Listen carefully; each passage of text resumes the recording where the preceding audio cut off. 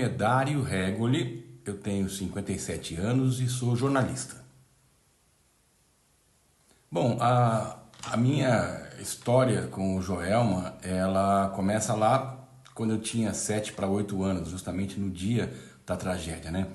Eu lembro que era o final das férias, era uma sexta-feira, eu estava passando as férias na casa dos meus avós e queria aproveitar todos os momentos possíveis, né? Antes da volta às aulas.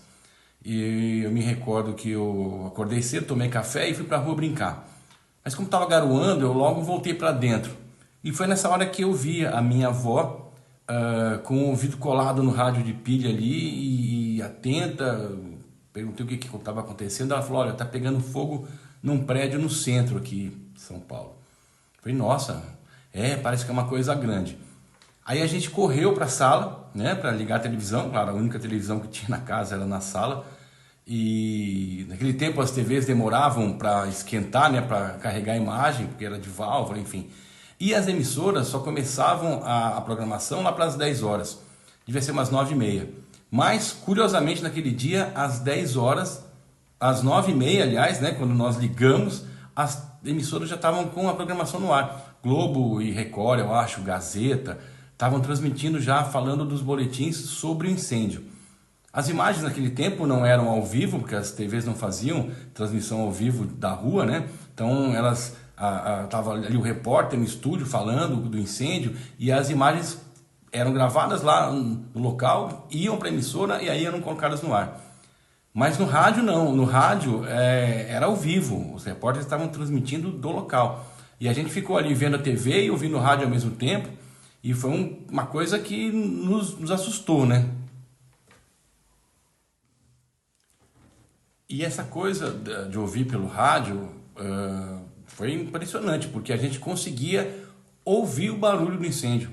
As chamas eram tão grandes que a gente conseguia ouvir o barulho do fogo, aquela coisa toda, e ao mesmo tempo a gritaria dos curiosos, dos bombeiros, as sirenes, o pessoal falando que tinha gente se jogando, nossa, foi uma coisa trágica para a época, né? A gente ficou paralisado ali vendo.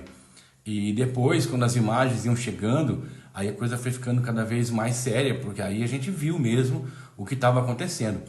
Pessoal na janela, gente pulando, bombeiro tentando subir, não conseguia chegar nas pessoas porque a escada Magirus era curta, a mangueira não tinha água suficiente. Foi uma coisa louca, aquilo me chamou demais a atenção. Nós passamos o dia praticamente colados na TV e no rádio vendo o que estava acontecendo.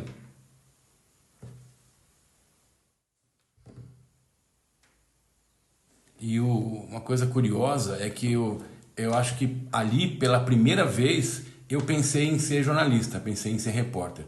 Porque, coisa de criança, né? Me chamou muito mais a atenção ver toda a correria dos jornalistas, dos repórteres, dos cinegrafistas para cobrir aquela coisa, os repórteres de rádio ali ao vivo e, enfim, os apresentadores. Eu falei: nossa, que deve ser legal essa coisa de ser repórter, né? Tá no lugar onde as coisas acontecem, poder contar histórias.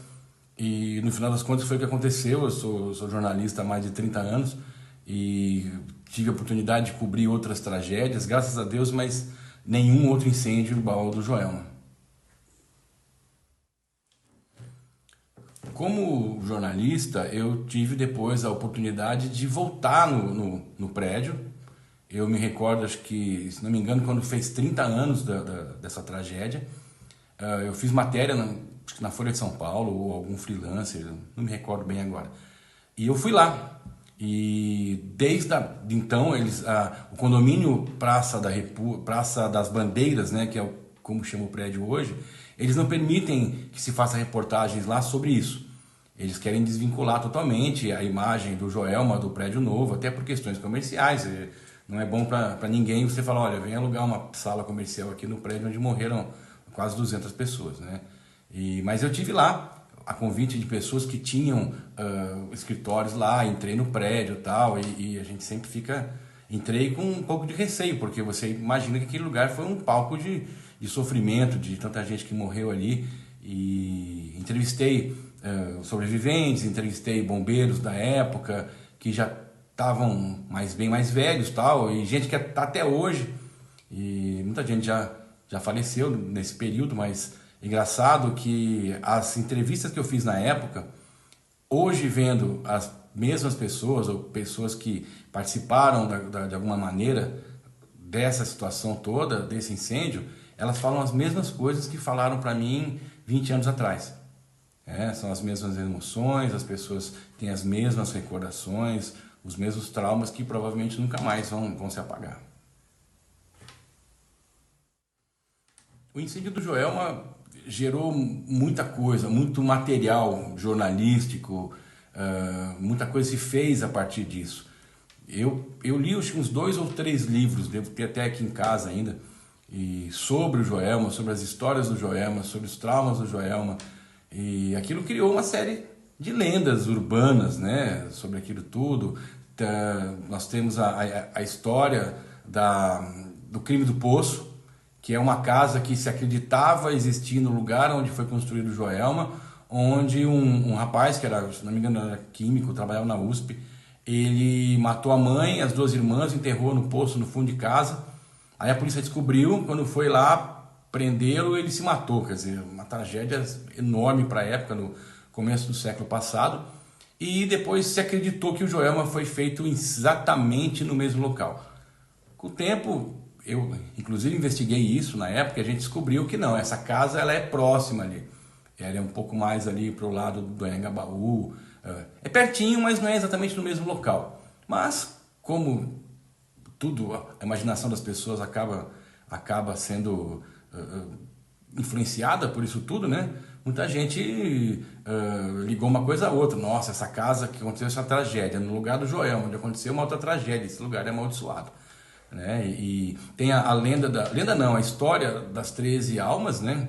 Que foram aquelas 13 pessoas que morreram em um dos elevadores, morreram queimadas, e por conta do calor os corpos se soldaram, né? se juntaram numa massa única, e as pessoas foram então enterradas ali no cemitério da Consolação. O curioso disso tudo é que dizem que até hoje elas não foram identificadas, o que é uma coisa até um pouco bizarra, né? Porque você tem um prédio, que era o Joelma, que era um banco, se não me engano era o Crefsul, todo mundo se conhecia, todo mundo que estava nesse prédio era trabalhador, estava registrado lá, fosse como funcionário ou como funcionário do condomínio. Não era uma agência bancária que tivesse gente de fora, passante, né? Então todo mundo tem um registro ali. É estranho que tenha morrido 13 pessoas e que nunca ninguém reclamou. Olha, eu tenho um parente, eu tenho um amigo, uma pessoa que eu sei que trabalhava lá, ou que passou lá, ou que sumiu. Eu acho que se fizer uma investigação mais criteriosa, vai se descobrir um dia quem são essas 13 pessoas que morreram nesse elevador. Eu acho que o Joelma deixou um legado, sim, muito grande para São Paulo, para o Brasil todo, né? Porque, curiosamente, 2 anos antes do Joelma, em 72, aconteceu o incêndio do Andraus, que também foi um prédio ali no centro, e foi um incêndio tão grande quanto o do Joelma, e que poderia ter matado muito mais gente, porque tinha mais gente no prédio. O que aconteceu na época do Andraus é que as pessoas correram para cima, subiram, né, as escadas, fugindo do fogo, e quando chegaram no terraço do prédio, ali havia um heliponto grande, sinalizado, e os helicópteros de socorro puderam chegar ali, pousar e tirar as pessoas. Morreram 16, mas podia ter morrido muito mais gente. No caso do Joelma, as pessoas fizeram o mesmo procedimento. Começou a pegar fogo ali no 11º, 12º andar, que eram os primeiros andares de escritório, porque para baixo era garagem. E aí as pessoas foram para cima, correram para cima, porque elas também acharam que iam ser socorridas lá. Chegou lá em cima, não tinha terraço, havia um telhado com telhas de zinco, de amianto, e que os helicópteros não podiam pousar, e que aquilo ali virou um forno, tanto que a maioria das pessoas morreu ali no telhado.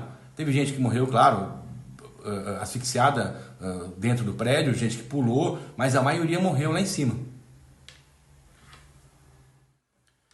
Então, muita coisa mudou de lá para cá. 2 anos depois do Andraus, aconteceu o Joelma, com 187 mortes. Aí a galera falou, bom, peraí, tem que fazer alguma coisa. O Código de Obras de São Paulo, que inclusive regulamentava essa questão de incêndios, era dos anos 30. né? Dos anos 30 aos anos 70 houve um salto enorme de progresso em São Paulo, inclusive nas questões de produtos eletroeletrônicos, eletrodomésticos, né? Que usa tomada, usa energia, tanto que o incêndio do Joelma começou no ar-condicionado. E não havia regulamentação de nada, não havia exigência de extintor em todos os ambientes, não havia exigência de escada e porta corta-fogo, não havia exigência de mangueira, não havia exigência de criação de brigada de incêndio, não tinha nada disso, o bombeiro nem fiscalizava esse tipo de coisa, né? Então, inclusive os materiais que eram utilizados nos prédios eram altamente inflamáveis. No banco Crefsul, né, que eram os escritórios onde pegou fogo, era tudo carpetado, e o carpete era preso com cola inflamável, cortinas de tecido, móveis de madeira. Aquilo, quando deu a primeira faísca, pegou fogo em 2 minutos, tanto que em 10 minutos já havia metade do prédio estava quase em chamas, né? Não dava para fugir. E a partir disso, no ano seguinte, o que aconteceu?